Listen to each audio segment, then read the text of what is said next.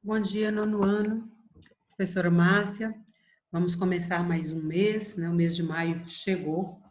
Infelizmente, ainda estamos afastados, mas temos que procurar fazer disso algo positivo, né? Para não complicar mais nossa vida. Hoje, nossa aula vai ser de correção, e no finalzinho, só uma paginazinha do slide, que eu coloquei uma revisão de alguns pequenos tópicos, coisas básicas que a gente tem que evitar de confundir. Tá? De agora em diante, em todas as aulas, eu vou procurar fazer isso. Colocar alguma coisa assim só para lembrar, para a gente consolidar mais esse aprendizado.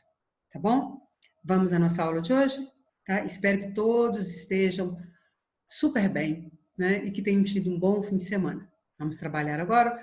Né? Quem gosta aí de passar os certinhos, as canetinhas, fique à vontade, tá bom? Nós vamos corrigir hoje as atividades do capítulo 5 do livro 2. Livro didático, da página 17 até a página 19, e o livro de atividades, da página 42 à página 45. Hoje é dia 5 de maio de 2020, tá? Terça-feira. Vamos lá?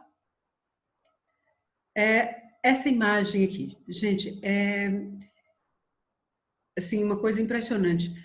A quantidade de questões de Enem, de vestibular, que aparecem essa imagem. Isso aqui, como vocês já sabem, é o quadro Guernica, que foi pintado por Pablo Picasso em 1937. Tá? Atualmente ele está no museu, né, no Instituto Reina Sofia, ou Sófia, em Madrid, tá? Mas eu já expliquei isso na aula anterior. Tá? Aqui está uma interpretação desse documento. Né? Então vamos lá. Primeiro, quais imagens você consegue identificar na obra Guernica? Elas estão sistematicamente organizadas e claras? Justifique sua resposta. Então, as imagens que a gente consegue identificar, lembra na aula passada que eu coloquei para vocês? É a mãe com o filho morto no colo, tá? É o touro, né, que representa os nacionalistas, ou seja, o general Francisco Franco, né, raivoso, enfurecido. O cavalo, que é o povo que agoniza perante a opressão do touro, né, perante a opressão do general Francisco Franco, dos nacionalistas. É o homem desesperado que pede socorro. É o soldado, né, o soldado que está morto aqui, com uma espada partida, né, que significa resistência. E também repara que tem uma flor, tá? Essa flor significa esperança. É uma mulher com uma lâmpada na mão, tá? Mulher com a lâmpada na mão, lembrando a estátua da liberdade. Tá? Então, são basicamente essas coisas. Então, eu coloquei aqui a mãe que chora com seu filho morto nos braços, o cavalo ofegante e derrotado, que representa o povo agonizante, as luzes das bombas, esqueci de falar, as luzes das bombas, a flor que nasce de uma mão sem vida, os corpos esquartejados e as pessoas mortas no chão. Então, basicamente isso. Na imagem do slide passado, eu coloquei tudo separadinho para vocês. Questão 2. A disposição dos elementos foi intencional? Ela transmite alguma ideia? A forma como esses protagonistas estão organizados, como essas pessoas, vamos dizer assim, estão organizadas na obra, visa transmitir ao observador o próprio caos da guerra. Então, a primeira impressão que a gente tem quando a gente bate o olho é que a gente não entendeu nada. Tá? Parece que é alguma coisa muito sem sentido. Mas na medida em que a gente vai observando detalhes por detalhes, nós vamos percebendo que aquilo é o caos, a loucura que é uma guerra, o desespero que é uma guerra. Tá? Então, situação de desordem não apenas na vida exterior, mas na mente e a perspectiva de mundo das pessoas que viviam o conflito armado. Questão 3. Quais sentimentos essa obra desperta em você? É uma resposta pessoal, tá? Mas aqui eu coloquei uma coisa generalizada. Uma guerra é capaz de mudar a mentalidade de toda uma geração. Quem vive, quem convive com uma guerra, jamais será a mesma pessoa. Ela vai alterar sua percepção de mundo, sua fé, sua crença e a sua força de vida, de modo geral. Então, a obra, ela demonstra a exaustão física e mental que uma guerra comporta. Então, aquele caos absurdo que uma guerra comporta. Questão 4. De acordo com o texto de Picasso, qual é o papel de um artista na sociedade e qual é a função de sua arte. Ele colocou que o artista é um ser engajado, ele quis dizer que é um ser engajado, é um ser que está assim, em contato o tempo todo com a sociedade, não ser alheio, apático. Tá? Ele utiliza sua arte para retratar, para denunciar as injustiças e registrar a época em que vive. Ele deixa isso claro. Né? O que é um artista? Um artista é simultaneamente um ente político que vive constantemente com a consciência dos acontecimentos mundiais destruidores, ardentes ou alegres. Tá? A pintura é uma arma de ataque e defesa contra o inimigo. Então, aqui, gente, eu sublinhei a definição, né, que está implícita nesse texto todo. Tá? Entenderam? Espero que sim. Vamos à página 18. O que já conquistei? Retome a leitura, tá? Sobre a Itália após a Grande Guerra e responda as questões. Qual era a situação socioeconômica, né, social e econômica do país? A Itália, apesar de estar ao lado dos países que venceram a guerra, tá? Ela vivia uma grave crise social e econômica, marcada pelo desemprego, pelas greves, pelas invasões de terras e pelo endividamento externo. Então, a situação da Itália era uma situação crítica, apesar de estar entre as nações que venceram a guerra. Quais são as características do fascismo italiano? Eu coloquei alguns aqui, mas eu vou especificar isso um pouco mais na frente para vocês. É o nacionalismo exacerbado ou exagerado, negação das contradições sociais, repúdio ao socialismo, apologia da propriedade privada e dos valores religiosos, exaltação carismática do líder, no caso da Itália, o Duce, apologia da guerra, expansionismo antes que os preços aumentassem. Sobre a Alemanha, após a Grande Guerra, responda as questões. Qual era a situação social e econômica do país? Tá? Muito parecida com a Itália. Um pouco pior, né? Um pouco não, bastante pior, mas bem parecida. Assim como na Itália, a Alemanha representava um quadro de grave crise econômica, desemprego, miséria crescente e instabilidade política.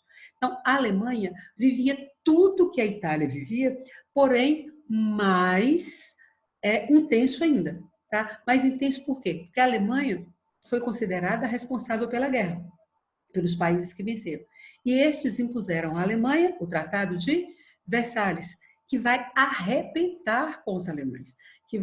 A gente diz que o Tratado de Versalhes, presta atenção nessa colocação, o Tratado de Versalhes encerrou a Primeira Guerra Mundial e abriu as portas para a Segunda. Por quê? Porque ele despertou nos alemães um sentimento de humilhação tão intenso que os alemães vão usar de tudo que eles tiverem condições de usar para superar suas limitações, suas dificuldades, e vão dar início à Segunda Guerra Mundial. Tá? Devido ao ódio, né, o desprezo que eles foram tratados pelo Tratado de Versalhes. Aqui nessa página, eu coloquei para vocês um resumo. Tentei pegar todas aqui. Tá? Eu gostaria que, na medida do possível, vocês colocassem isso no caderno de vocês. Características comuns ao fascismo italiano e ao nazismo alemão. São totalitarismo, autoritarismo. Lembra que eu falei com vocês? Todo regime totalitário é autoritário. Mas nem todo regime autoritário é totalitário. O regime totalitário é aquele em que tudo é para o Estado. Tudo pelo Estado, nada contra o Estado, nada fora do Estado. Tá? Os principais regimes totalitários vão ser o nazismo e o stalinismo na União Soviética. Tá? Mas a maioria dos autores considera o fascismo também. Então, aqui no material de vocês, o fascismo é colocado como um regime totalitário. Ok?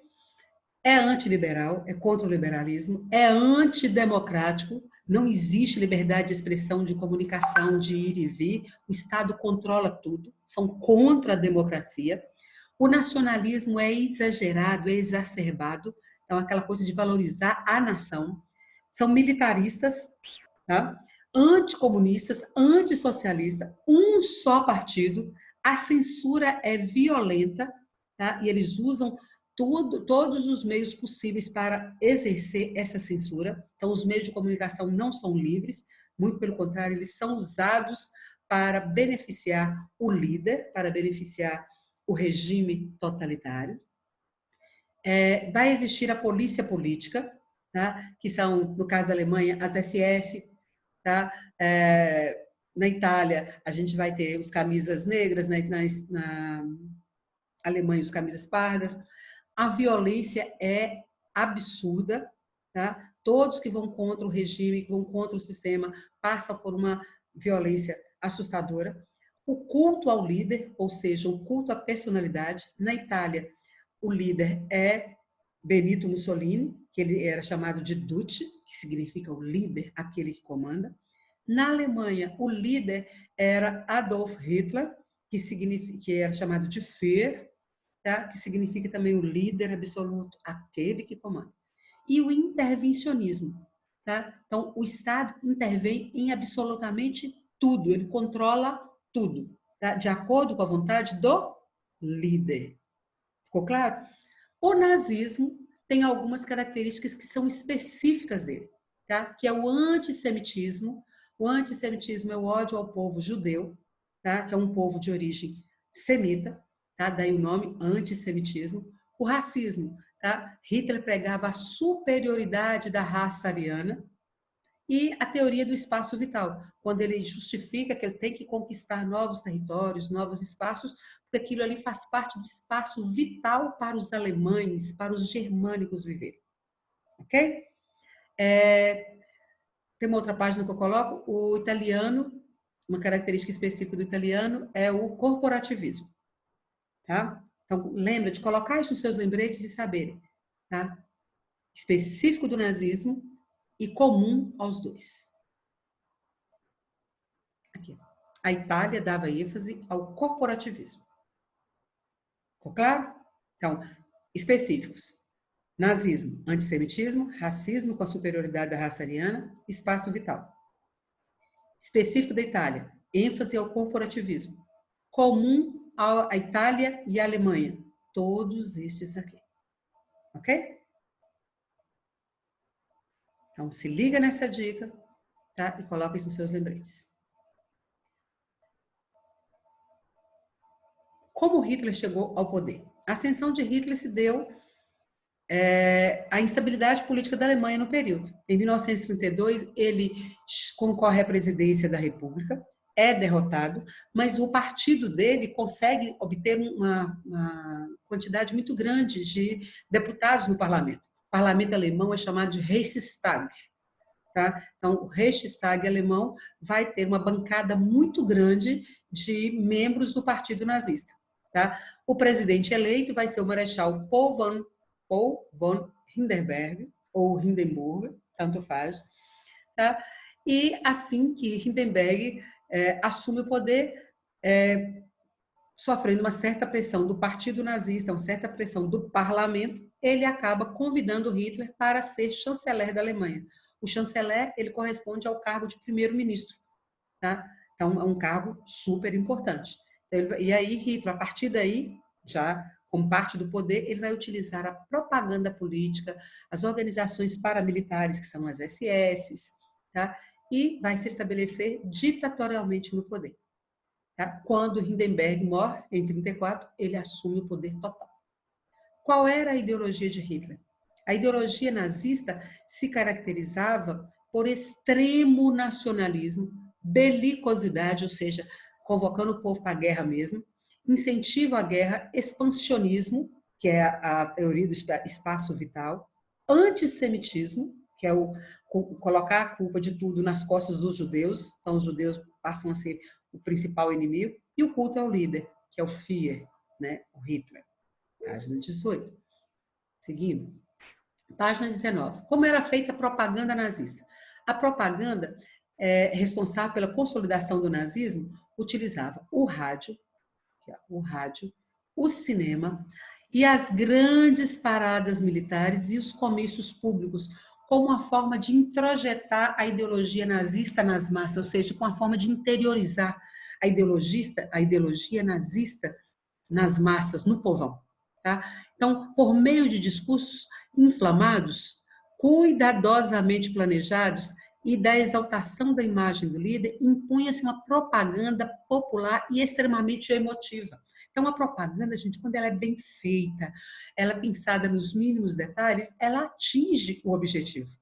Né? É aquela velha história que eu já falei com vocês, né? Que todo mundo repete. A propaganda é a alma do negócio? Sim. Ela bem feita, ela atinge o seu objetivo. E os nazistas vão usar da propaganda ostensivamente para se impor dentro da Alemanha.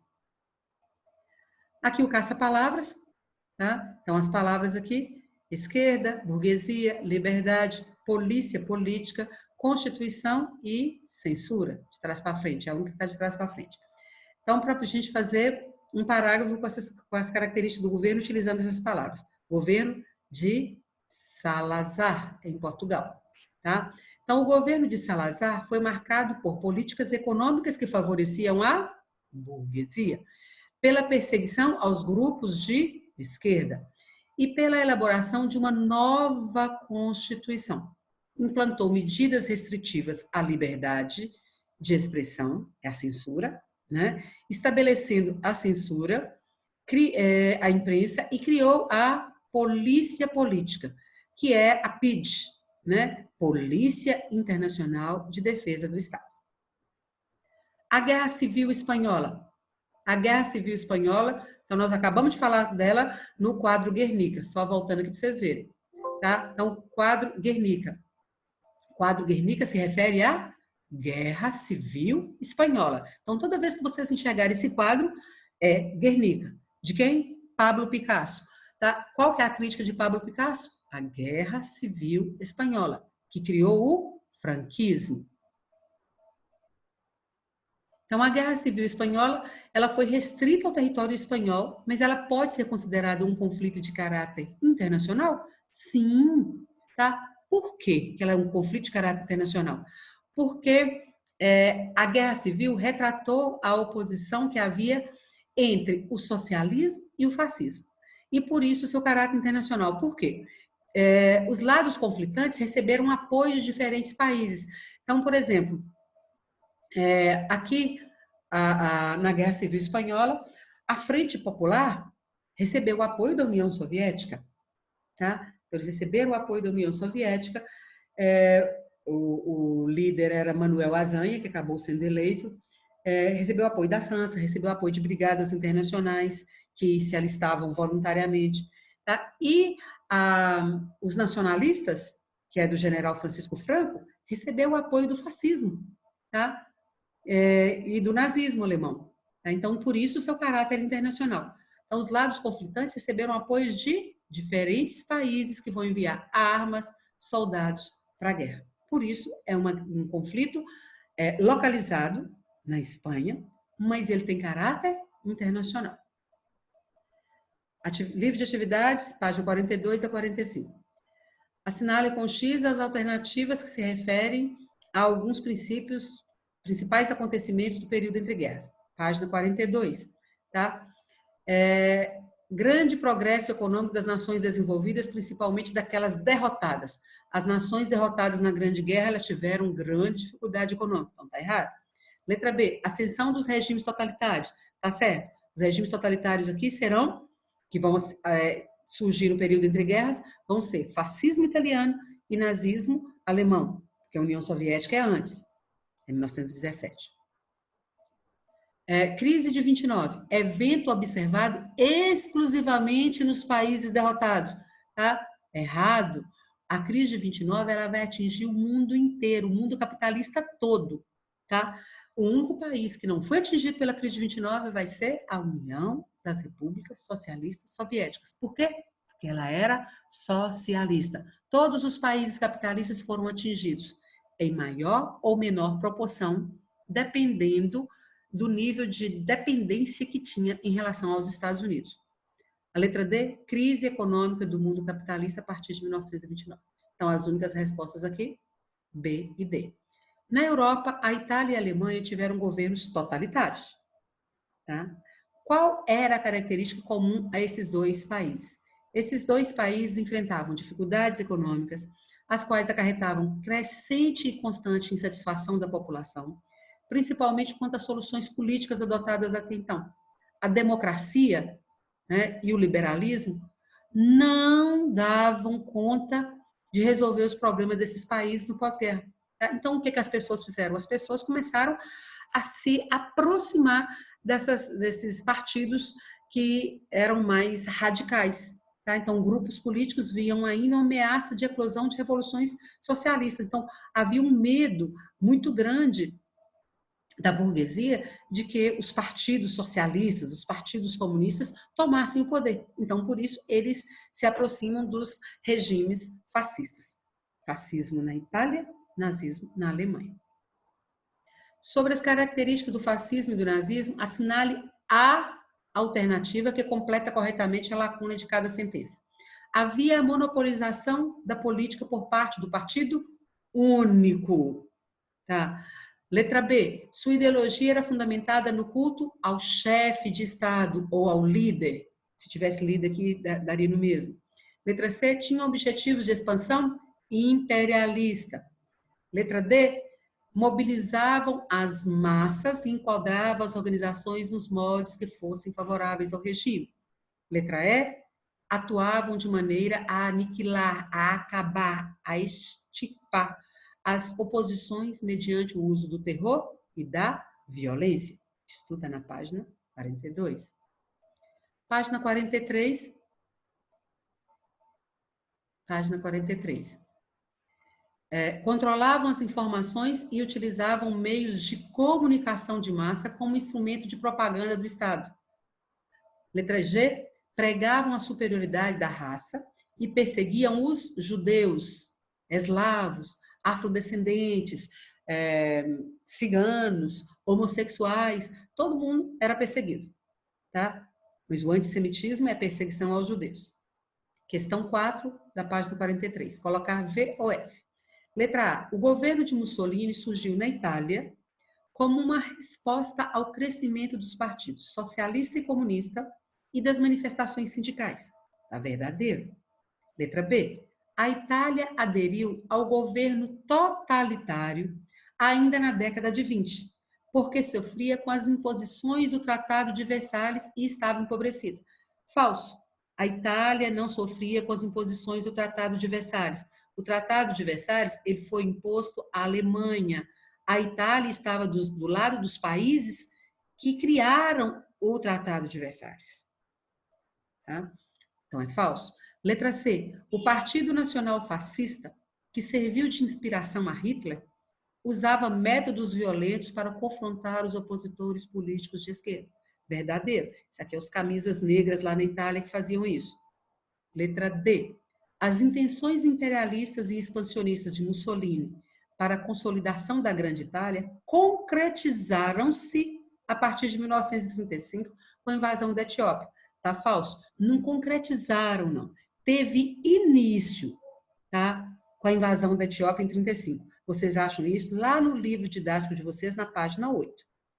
Letra E, a Carta de Lavoro, ou Carta do Trabalho, tanto faz, assegurava a intervenção estatal na produção industrial, uma das premissas de um Estado que se colocava contra o liberalismo. Tá falso. A Carta de Lavoro, ela vai estabelecer alguns direitos dos trabalhadores, tá? Então, não é uma intervenção estatal na produção industrial, é uma intervenção estatal na questão dos direitos trabalhistas. Ok? Vocês acham isso no 4º parágrafo da página 7. Página final da página 43 e página 44. De acordo com o texto, a ascensão do nazismo na Alemanha foi um processo que teve apoio popular, porque envolveu a retomada do desenvolvimento econômico alemão. O preço para isso, porém, foi a instalação de um regime que, entre outros aspectos, acabava com as liberdades individuais. O povo pagou isso, tá? Acabou com as liberdades individuais, mas acabou também com o desemprego e uma série de coisas que vai favorecer ao povo. Então, essa aqui está verdadeira. Letra B. Foi um processo complexo que envolveu a manutenção da democracia. De forma nenhuma. A primeira coisa que eles acabam é com a democracia, com a liberdade de expressão, de comunicação, de ir e vir. Tá? A liberdade de eleger os seus governantes. Não existe liberdade, não existe democracia, nem regime nazista, nem fascista, nem regime totalitário. Letra C. Ocorreu porque o partido nazista, ao chegar ao poder, revogou de imediato todas as prerrogativas determinadas pelo Tratado de Versalhes.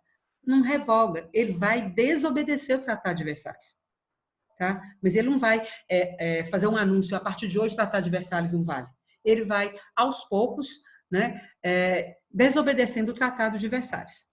Letra D. Foi uma resposta direta aos eventos ocorridos nas décadas anteriores, como a crise de 29 e o fim da Grande Guerra. O projeto econômico proposto pelo partido, contudo, resultou no aumento do desemprego. O erro está aqui. Resultou na redução acentuada do desemprego. Tá? Letra F. Está ligada a ações de cunho socialista, que tinham como objetivo acabar com a fome e a miséria que assolavam a população. A ascensão do nazismo, tá, é contra o socialismo. Tá? Os nazistas, o partido nazista de Hitler, ele ganha o apoio da burguesia, da classe média, exatamente por pregar contra o socialismo. Ok? Aqui está mostrando, eu só deixei essa coisa aqui para vocês terem uma noção de como que eram as paradas, os comícios. Isso aqui deixava o povo enlouquecido com a ideia de organização, né, de força, de progresso, né? Enfim, isso aqui era muito bem elaborado. Em 1934, na cidade de Nuremberg, ocorreu o 6º Congresso do Partido Nacional Socialista dos Trabalhadores Alemães. Não tem nada de socialista, viu, gente? E foi integralmente registrado pela cineasta Leni. Essa Leni aqui, tá, é a mesma que aparece, que aparece durante o filme Raça. Logo no início da pandemia, no início que nós fomos afastados, eu pedi que as meninas passassem para vocês que assistissem o filme Raça. Tá? Lembra que nós discutimos sobre as eleições, as Olimpíadas de 36? Tá? Então, o filme Raça mostra isso muito bem. E é muito interessante o filme, muito bom. Tá? Então, a mesma cineasta que aparece lá é a mesma cineasta que aparece no filme, que está a serviço dos alemães. Tá? Como podemos observar, o uso do cinema e da propaganda tornou-se um dos pilares do regime de Hitler, empregado também por Mussolini e outros líderes autoritários. Tá? Então, todos os regimes, sejam eles autoritários ou totalitários, vão usar o cinema, a propaganda a seu favor. Então, o uso dos meios de comunicação de massa popularizou-se durante a década de 30 e 40, quando se percebeu o alcance que eles tinham sobre a população. Então, o cinema, o rádio, os jornais, tudo era usado para promover as ideias defendidas pelos regimes. Tá? Então, ali eles vão fazer uma propaganda maciça, intensa, tá? E vão incitar a população a se manter ao lado deles, vão incitar a população a idolatrar a figura do líder. Tá? Eles vão manipular as informações. Então, as informações que a população tinha eram as informações que eram veiculadas pelos meios de comunicação, que eram manipulados pelas autoridades, tanto na Itália, quanto na Alemanha, quanto em Portugal, quanto na Espanha. Espanha de Franco, Portugal de Salazar, Alemanha de Hitler e Itália de Mussolini. 7. O nazismo e o fascismo aproximam-se em suas ideias básicas, mas apresentam particularidades. Aponte ao menos um exemplo para o caso alemão e outro para o caso italiano. Está lá naquela página que eu deixei para vocês, com as características. Caso italiano, então deixei bem aqui. Observa-se a ênfase no corporativismo, em que as corporações profissionais intermediavam a atuação política. Caso alemão, o que difere do italiano? É o antissemitismo, é a questão da pureza da raça ariana, é a questão do espaço vital. Tá? Com base na leitura desse texto, responder as questões. Por que o autor afirma que, por anos a fio, os chamados países democráticos tinham se curvado ao fascismo? O autor faz referência ao fato de que os países democráticos, e aqui ele está se referindo especialmente à França e à Inglaterra, eles não barraram os países na sua ascensão aos governos totalitários, tá? Mesmo tendo oportunidade. Por quê? Entre outras coisas, França e Inglaterra acharam que a Alemanha forte, que a Itália forte, elas iriam invadir a União Soviética, que era também um inimigo deles. Tá? Então, eles se mantiveram meio como diria assim, na moita, quietos. Não fizeram nada. Tá? E o resultado foi que a Alemanha forte, a primeira coisa que ela fez foi invadir a França. Tá? Depois, quando começou a Primeira Guerra, assim que ela invadiu a Polônia, logo em seguida ela vai invadir a França. Tá? Então, a Alemanha vai descumprir, mas o Tratado de Versalhes e nada vai ser feito.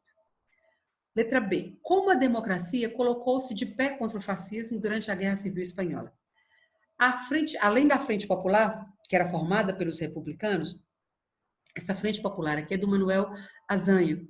Tá? A luta contra as forças de Francisco Franco levou à formação das chamadas Brigadas Internacionais, que juntavam pessoas de diferentes partes do mundo para atuar no conflito.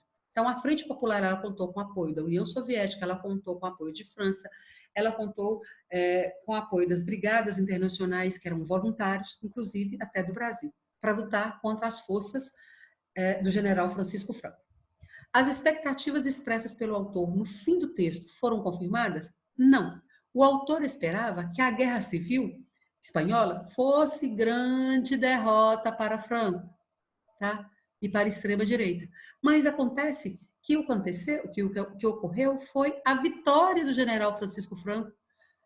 O general Francisco Franco ele contou com um apoio assim absurdo, fantástico, assim, fantástico no sentido de que muito intenso, da Itália e da Alemanha. Os alemães usaram a Guerra Civil Espanhola como um laboratório de guerras, das armas para a guerra. Tá? Então, eles testaram todas as armas, todas as invenções deles na Guerra Civil Espanhola. Tá? Inclusive, quando a aviação alemã bombardeou Guernica, e que foi um estrago com quase 2.000 mortos de imediato, ali foi um teste, né, extremamente aplaudido por Hitler. Tá? Então, vale destacar que as forças de Franco contaram com o auxílio militar de Hitler e Mussolini, o que vai garantir a vantagem para a vitória. Tá? Vamos para uma pequena revisão? Essa revisão aqui, gente, vamos lá. Hitler e Mussolini usaram a Guerra Civil Espanhola como uma espécie de laboratório de testes de suas armas. Os regimes totalitários. Tá? Na Alemanha, nós temos o nazismo, cujo líder foi Hitler, era chamado de Führer, aquele que comanda, o chefe absoluto. Na Itália, nós tivemos o fascismo, cujo líder foi Benito Mussolini, que era chamado de Duce.